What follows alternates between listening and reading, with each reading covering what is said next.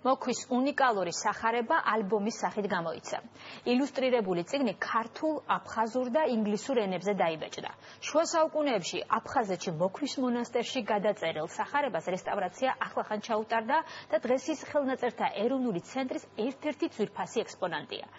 4 თავის სამენოვანი ალბომის პრეზენტაცია 20 მარტს განათლების სამინისტროს საგამოფენო დარბაზში შედგება. გადარჩენილი ხელნაწერისა და ახალი ალბომის შესახებ შორინა კოპალეიშვილი გიამბობთ. ესეთი ფორმით ინახება დღეს მოკვის სახარება, მისი შენარჩუნებისთვის და უკეთეს მდგომარეობაში რომ იყოს ამისთვის ვინახავთ ცალ-ცალკე ხუთებში. აფხაზეთში მოკვის მონასტერში 1300 წლის წინ გადაწერილი სახარების გადარჩენაში ათასობით ადამიანი მონაწილეობდა. 329 ფურცელი, 155 მოოქროვილი მინიატურა, 10 კამარა, 530-ზე მეტი მოხატული ასო.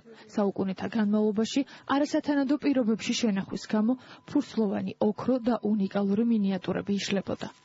ჩატარდა ხელნაწერის სრული დიაგნოსტიკა და შემდეგ უკვე ამ დიაგნოსტიკის შედეგების მიხედვით გამოვლინდა ის მინიატურები, რომელიც სასწრაფოდ იყო გასამაგრებელი, შემდეგ უკვე მოხდა ამ ფერწერული ფენის კონსერვაცია.